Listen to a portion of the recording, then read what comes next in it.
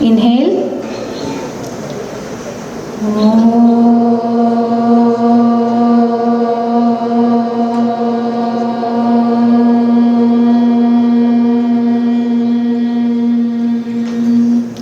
Inhale.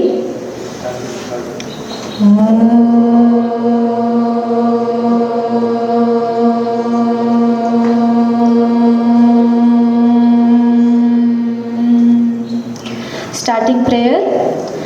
Om Sahana Bhavatu Sahanau Bhunaktu Saha Viryam Karavavahai Tejasvinavaditamastu ma Vidvishavahai. Om Shanti Shanti Shanti. योग गणपति मूल मंत्र ओम हम संघं भगवते नित्य योग युक्ताय सच्चिदानंद रूपिणे विनायकाय नमः. We'll be doing directly Panchangam today. Panchangam. Adyatana Panchangam. सप्तविंशत्यधिक एकशतोत्तर पंचसहस्रतम कलियुगाब्दः Shri Vishvavasu नाम संवत्सरः दक्षिणायनं वर्ष ऋतुः श्रावणमासः शुक्लपक्षः दशमी तिथिः Anuradha नक्षत्रम ब्राह्मयोगः करजकरणम इंदुवासरः. Today's date 4th August 2025 Monday. तिथेश्च श्रियमाप्नोति वारालायुष्यवर्धनम् नक्षत्राधरते पापं योगाद्रोगनिवारणम् करणात् कार्यसिद्धिश्च पंचांगफलमुत्तमम्. सर्वेषां शुभमस्तु. Namaste everyone. On behalf of World Breastfeeding Week, we cordially invite Dr. Chamba Bhatt, BAMS MD, Ayurveda HOD and Professor, Department of Kaumarabhritya, Shrishudha Ayurvedic Medical College and Hospital. Over to you, ma'am.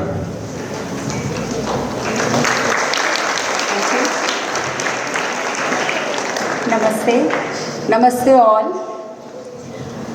Nature in its intelligence and wisdom created breast milk for every newborn baby. As soon as a newborn baby arrives on this earth, mother starts producing breast milk, and it continues till the baby requires it, and gradually it ceases when baby no more requires it. So that is nature's subtle way to tell us that breast milk is absolute nectar for the babies, and there is no alternative to breast milk. However, we have observed that all around the world, millions of babies each year die because of the want of breast milk. They are not, they don't get breast milk in required amount, or they don't get breastfeeding at all. Recognizing these problems, WHO has decided to observe first week of every August, every year, to observe as Breastfeeding Week. So these days we are celebrating World Breastfeeding Week, and we are having many activities regarding this. Can you change? So WHO has two absolute guidelines regarding breastfeeding. One is the breastfeeding should begin within first hour of the birth.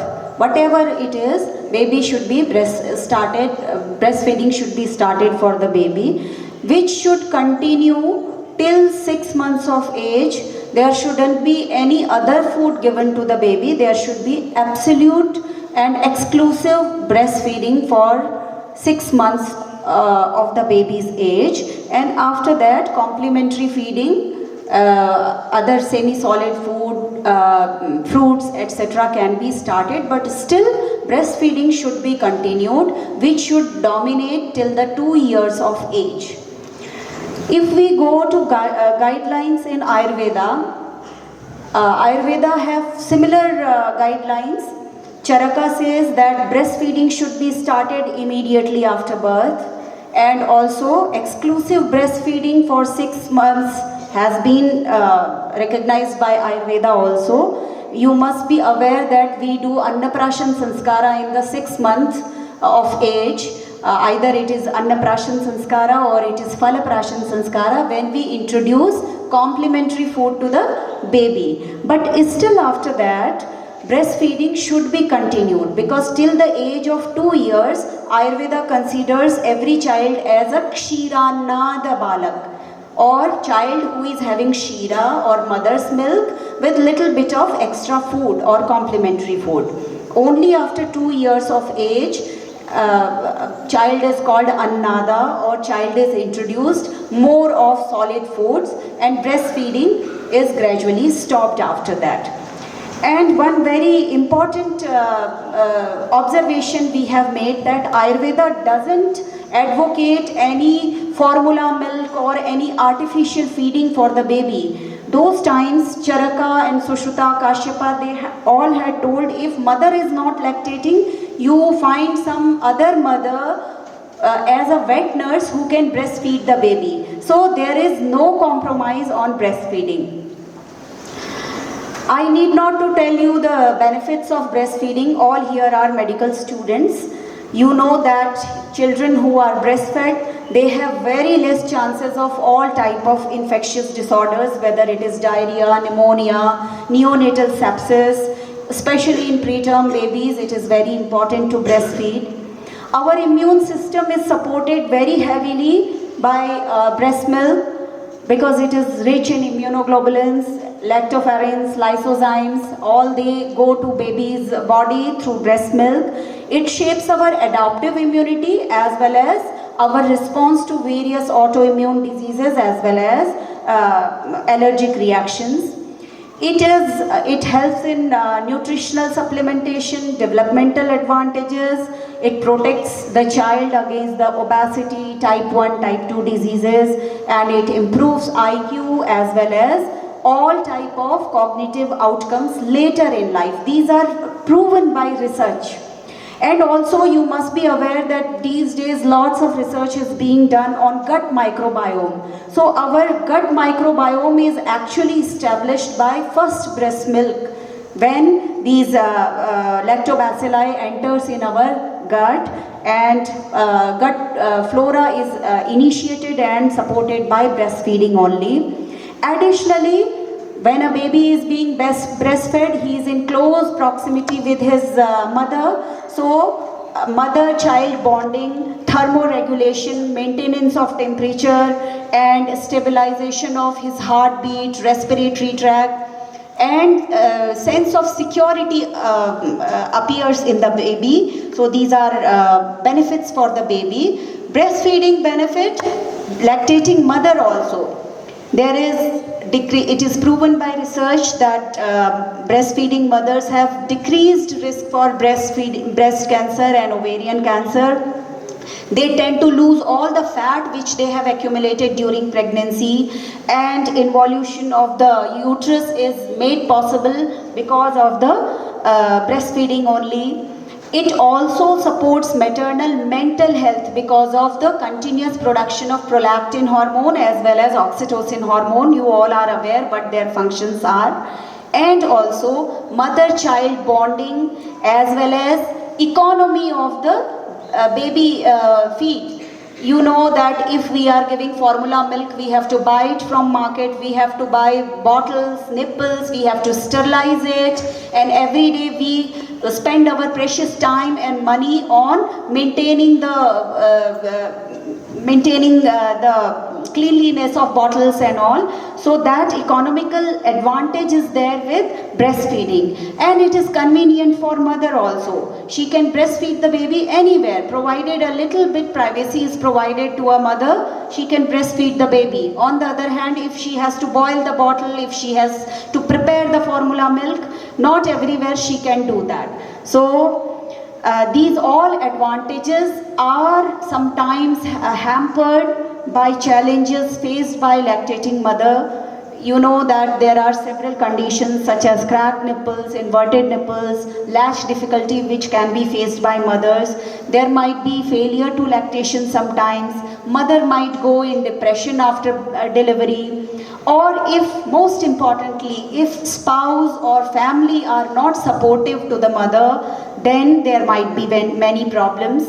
Also, these days, all the women are working, most of the women are working. If they have to go back to their work, if they have to return to work, and there are no facilities for breastfeeding there, then that is a big problem. And lack of institutional support. Also, attractive formula marketing is there in India, all over the world, where a big lobby is there. They will say that this formula milk is as good as mother's milk. But believe me, it is not. So many mothers tend to get attracted to these formula milks and substitute breastfeeding by formula milk. So we need to prepare. Okay, so we need to follow these support strategies which start from the pregnancy itself, and it comes ending with mother's nutrition and mental health. These days we are taking these initiatives. We have in SAMCNH we have policy for paid maternity leave of 6 months for all its female staff, and breastfeeding breaks are given to our female faculty members who are breastfeeding their babies. And also we are doing many medical camps in nearby villages.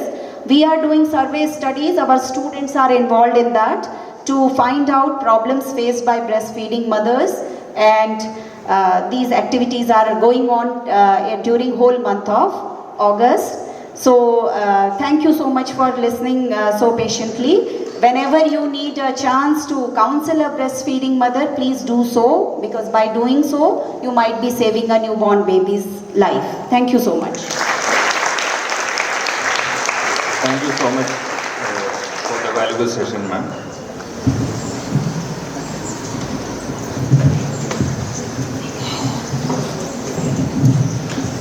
Namaste, Suprabhatam to one and all. Just now a wonderful presentation we heard, and then first poster. So this week is also very important from the point of view of Samskrita or Indian knowledge systems, because Shravana Purnima, now in our Panchangam we said Dashami, so soon Purnima will be coming. So Ekadashi, Dwadashi, Trayadashi, Chaturdashi, and then Purnima will come in another 5 days. First posters. So in this Shravana Purnima is declared as Vishwa Samskrita Dinam, World Samskrita Day. We have Mother's Day, Father's Day, again now we had that breastfeeding day, all these are there. Just like that, we have Samskrita Dinam. You know, Samskrita, just like, is the mother. Samskrita is the mother which breastfeeds to all other languages and all knowledge systems that are born in India. So hence in that way also this is a significant connect that we have. In this Samskrita Dinam, around that, which is coming on 9th, we have organized a micro talk series. What is micro talk series? Whatever time that we have in Prarthana Milan, we will try to give small nuggets of thoughts on IKS. So from 4th to 14th, so we have these many sessions organized. There will be a continuous input on IKS. So Guruji will be blessing with his valedictory address on the 14th, with which the micro talk series will conclude. Now today I will just briefly, in the time available, will try to introduce what is IKS. So PPT model. So IKS, you might have heard this terminology many times repeated. So the previous talk was also an indication of IKS only. While Madam was speaking about WHO, she also brought in the input from Matureva Pibet Stanyam Tadhi Arogya Karanam. So that's a beautiful quotation. So that is IKS. So where whatever is what WHO says, even before that the importance of breastfeeding has been spoken in our literature. So hence whatever is there which is applicable current from our traditional wisdom, that is called as IKS. To make it as a definition, we can see Indian knowledge system. These are the three words. What is Indian? The indigenous source of knowledge created by Indian society. India points to the undivided Indian subcontinent. We call it as Akhanda Bharata. All the wisdom coming from all these sources is Indian. What is knowledge? Emanating from the wisdom and insights arising out of deep experiences, observation, experimentation, analysis, and validated, improved and augmented further. It's a formal repository of knowledge available in literary, non-literary sources, pervades all three domains, spiritual, religious and others, secular things, social and day-to-day issues. And system, it's not just a random thing that is hanging over everywhere. It is a structured methodology and a classification of scheme to access the available corpus of knowledge. This is Indian knowledge system. There are certain myths and facts that we need to kind of look into in the context of trying to understand what is Indian knowledge system. What is the myth? Indian knowledge system is a discipline, is a subject, it is a specialization. Oh, today I am studying Indian knowledge system. No, Indian knowledge system is all pervasive. It is present in various divisions, various walks of life. So IKS is a label given to a collection of interconnected disciplines. So that's how we cannot have a MA in Indian knowledge system or MSc in Indian knowledge system. In every MA, every MSc, every BSc, every MD, every PhD, the knowledge system of India is permeated. So, so that we can see if IKS is the source, we have literary, non-literary sources. There is this source from the Sanatana Dharma, and then there is other dharmic traditions also from Buddha, Jaina. Not only that, there are various regional traditions, and then of course non-literary oral traditions are there. In under Sanatana Dharma, the core structured literature is the 18 Vidyasthanas, 4 Vedas, 4 Upavedas, 6 Vedangas, 4 Upangas are there. I will elaborate it in a different time. And then of course along with that, we have lived many centuries of life. So there are basic applied sciences, engineering, technology, so many magnificent temples that we see are that expression of that engineering technology, aesthetics, health, wellness, Ayurveda, all these are under this. So this is the core. And then Buddhism and Jainism has also contributed vast knowledge. This is also IKS. And then of course wealth of religious and other literature in other major Indian languages, that is also IKS. And art forms, health, food and life practices, folklore, this is also IKS. So hence it's a very wide connotation that we have for IKS. Another very important myth to be busted is IKS is Sanskrit. IKS is done by Sanskrit people. No, just now as I said, Sanskrit is a language. It is one of the language through which the major core wisdom of IKS was expressed. One can use it to any end. It happens, so in IKS, many works of IKS is available in Sanskrit. However, they are also available in regional language. You cannot corner someone called as Sanskrit people. You have in Tamil Sangam literature, in Kannada, again Siribhu Valaya with 6 lakh verses of chemistry, physics, astronomy, medicine. This is also IKS. In Telugu we have that Abhidhana Chintamani, Marathi, Sahadev Bhadali, Braj, and we have so many literature. Malayalam is there, Kerala School of Mathematics is there. All this is IKS only, not only Samskrita. And then again, IKS is ancient. Here also we say ancient literature review, and then no. If it is not contemporary or is not current now, why should we have an ancient? Ancient means that which is worn out. Actually, ancient is not applicable when we are quoting it in our PhD thesis also. I think we have to do away with that terminology, ancient. And then IKS includes all knowledge traditions of India, past and present. New knowledge is produced every day based on the principles. The Ashtavaidya Parampara of Ayurveda is there. It is ancient, but even now it is practiced.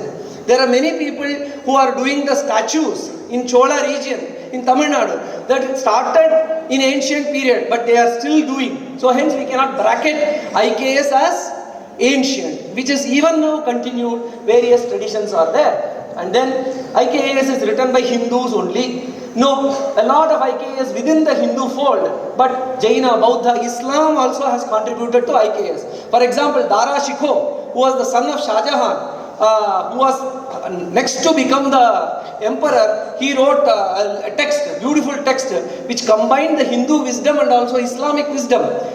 It was translated in Sanskrit also, called as Sagara Sangama. But unfortunately, in the fight of the throne, he was killed. But he was a wonderful scholar that way. Al-Biruni translated Patanjali Yoga Sutra into Persian, Kitab Patanjala. In this way, so many wisdom that is there, connected, based on IKAS in other literature of the world, is also IKAS. And then, one more myth is, the Indian thought process is driven by blind belief and dogmas rooted in religious context. On the other day, there was a show on menstruation, where people from Hindu fold were shown as kind of having blind belief about menstrual practices, etc. That is the dogma that is perpetrated and shown. Unfortunately not. There are many beautiful ideas with regard to menstruation and other things in our tradition. So the fact is, there has been a healthy tradition of arguing and counter-arguing. The Vada Vivada Parampara is there in our tradition. So whenever we do any activity, we should ask these questions. Am I compatible with IKAS, or am I simply following some kind of things prescribed by the West? Another thing is, IKAS is written and studied by only Brahmins. Again, this is a myth. The fact is, many popular scholars in Indian tradition, like Badali, even Sri Krishna was a Yadava and a Kshatriya. The Bhagavad Gita is not from Brahmins, unfortunately, or fortunately, yes. And then Krishna Devaraya, Kshatriya. Sambhaji, Kshatriya. He wrote so many texts. Guru Nanak gave that. He is also not a Brahmin. And then Nagarjuna, Kabir, all these are not Brahmins, but substantially contributed to IKAS. And then now division of spirituality is speaking about IKAS. So you may also have a notion that IKAS is only spiritual. No, IKAS includes empirical sciences. India has made significant contributions in linguistics, astronomy, health sciences, mathematics, poetry, metallurgy, and several other sciences. It's only that the division of spirituality has taken the initiative. If someone else had taken the initiative, we would happily collaborate with them. And then IKAS is written only by men? No. So many women contributors to IKAS existed. Apala, Goshala, Vijjika, Ganga Devi, Tirumalamba. All these are extraordinary polymaths in IKAS. And the final thing, the last point that I would like to make in this micro talk is, yes, this negative notion should also, or kind of overstatement about IKAS should also not be there. That IKAS can solve all problems of life. No. The point is, our ancient intellectuals tried to answer the problems which were prevalent in the times, and they also looked into the future as to what could be the solution. Even in our PhD thesis, we say, what is the future scope? In that way, so many futuristic points are also there in IKAS. We can think in this IKAS direction and also find solutions for problems of our times as applicable for now and here. But having some inputs from IKAS will be very helpful. This is a brief introduction to Indian knowledge system. Thank you. Thank you, sir. Shanti mantra. सर्वे भवन्तु सुखिनः सर्वे सन्तु निरामयाः सर्वे भद्राणि पश्यन्तु मा कश्चित् दुःखभाग्